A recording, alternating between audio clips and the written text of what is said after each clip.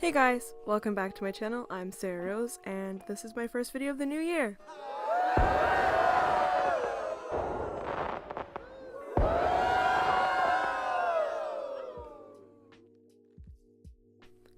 In this video, I'm doing a first impression of the M.Graham 5-color basic watercolor set. Since this is just a first impression, a more extensive review will be published after I really break these paints in. So yes, this set includes Azo Yellow, Permanent Alizarin Crimson, Ultramarine Blue, Sap Green, and Burnt Sienna. Ooh man guys, I tell ya, unwrapping these paints was such a treat for me. This is my first ever artist grade set of watercolors, so I was very excited to open them up.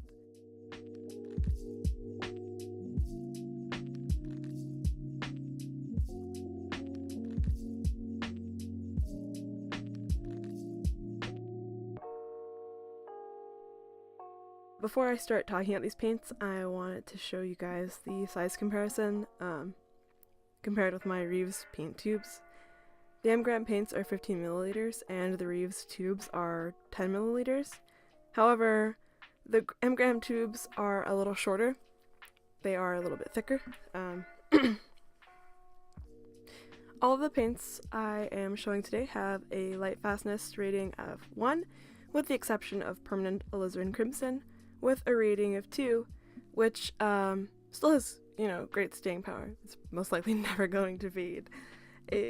Well, I wouldn't say never. It's most likely not going to fade in, I can't even estimate. I really don't know. I have no idea. So, this is the palette I used for the paints. I previously had some Daler-Rowney paints that I wasn't thrilled with in it. So I cleaned it out with a little bleach powder. I don't know if that would be recommended, but I did it in an effort to remove stains. It worked a little bit, but as you'll soon see, these paints stained the plastic immediately. Practically immediately, especially the red, Permanent Alizarin Crimson. And here I'm trying to decide where to put the paints, and I ended up with some strange spacing situation. I was thinking that if I ever got more M.Graham paints, I can put them in this palette because, spoiler alert, I really like these paints and would like to have more of them in the future. I settled on the order from left to right: Burnt Sienna, Ultramarine Blue, Sap Green, Azo Yellow, and Permanent Alizarin Crimson. And well, boy, I tell ya, these paints flow out of the tubes a lot differently than I was expecting. The last two paints I put in a palette were my Reeves paints, and their textures seemed like all over the place. Some of them were really liquidy, some of them were kind of chunky, some of them weren't mixed up, so I had to massage the tubes. But these paints came out smooth, like honey.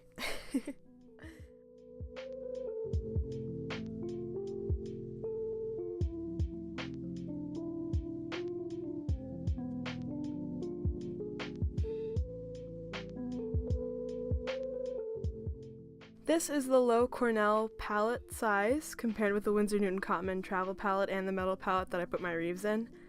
And as you can see, there's a lot more mixing space. This is a much bigger palette. It's still small. I think when it's open, it's about the size of a normal, A4 sheet of paper. But yeah, as you can see, there's a lot more mixing space, which I thought was especially important. With only 5 colors to work with, I need a lot of space to mix things, I'm trying to make sure I can get every shade, every tint, every color that my heart desires that I can make out of these 5 colors. And I will be swatching these on swatching and making my color chart on this Grumbacher 140-pound watercolor paper. So yeah, I guess I'll let you enjoy the swatching with some music, and I'll be right back.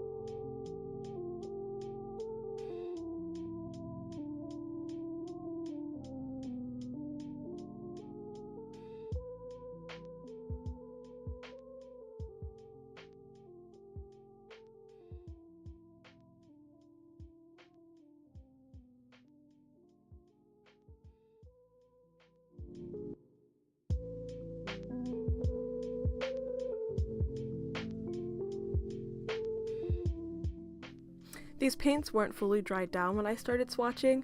The colors were very easy to pick up and were very vibrant, and they still are when it's dried down, so that's not even a problem.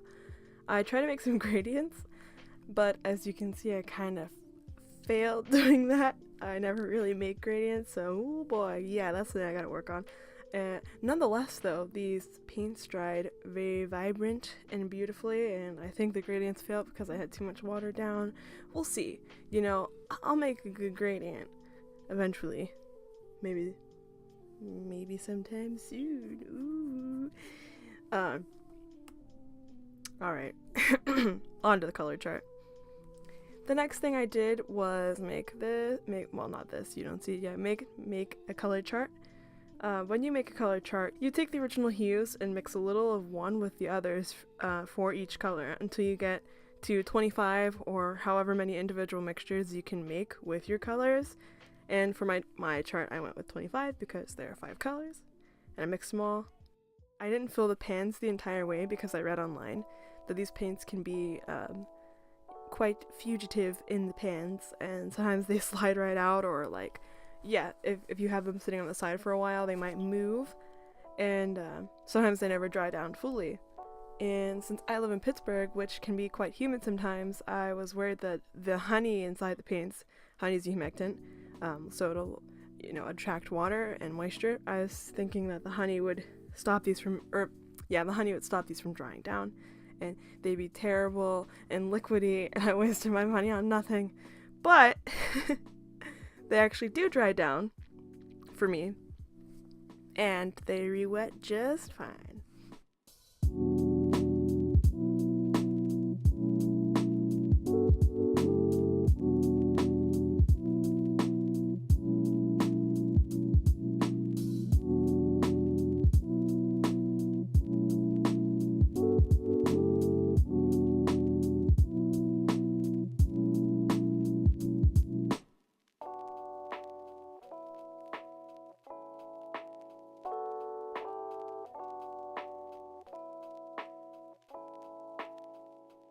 Diagonally from top left to bottom right, the pure color should be placed down. If you want a more in-depth video about color chart making, I can make one, or you can just look it up on here on YouTube. One that I like will be listed in the description box.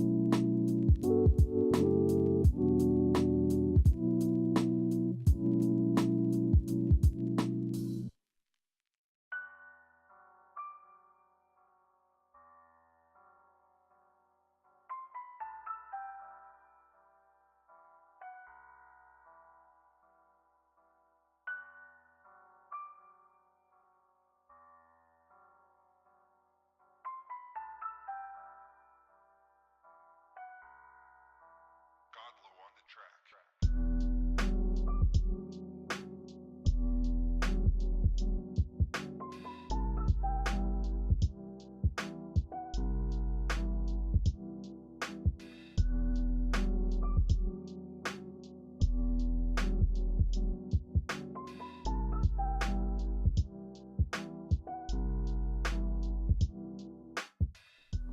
So I actually messed up my first row, but I tried to lift the paints and start over.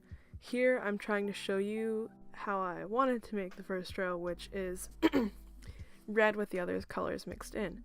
In this row, the predominant color should be red, with a bit of each of the other colors mixed in.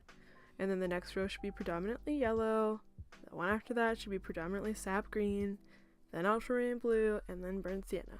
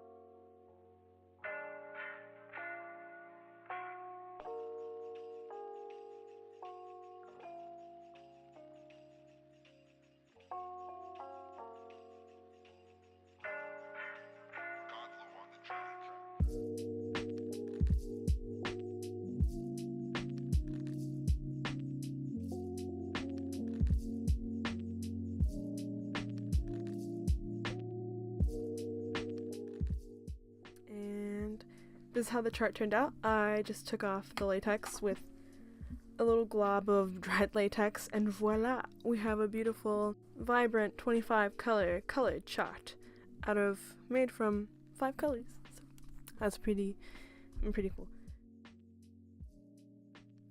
Also, for some reason, I decided to make grade-edited swatches of the ultramarine paint. It's pretty, but I don't know why I did that. I guess the page looked kind of empty over there. But yes, that is it, boys. Here are the final swatches and chart. These colors are very vibrant and beautiful and mix wonderfully, and I'm very excited about them, and I want to keep painting with them, and I want to try out more M.Graham paints. Like I said in the beginning, I'll eventually make a more in-depth review on M.Graham with more specific information about the formulas of these paints and about the company. What can I say right now? I mean, besides that I love these paints, and I would like to try a lot more of their color range. Here are the M.Graham paints compared to my top 3 favorite student grade paints that I've tried. You can see the jump in vibrancy. Reeves, Winsor Newton, and Prang offer great, vibrant student grade paints at affordable rates, and I'm still going to use them because, I have them, and they're still good paints. But if you're thinking of making paintings to sell or doing commissions, you should definitely try out artist grade paints. Yeah, I definitely like them so far, but sister needs money to buy artist grade paints. Which leads me to my next point. Why don't you go on over and support my coffee? It's linked in the description along with my Patreon. Help a starving artist. Coffee links. Just kidding. Just kidding. Okay, that's definitely enough. Bye-bye now.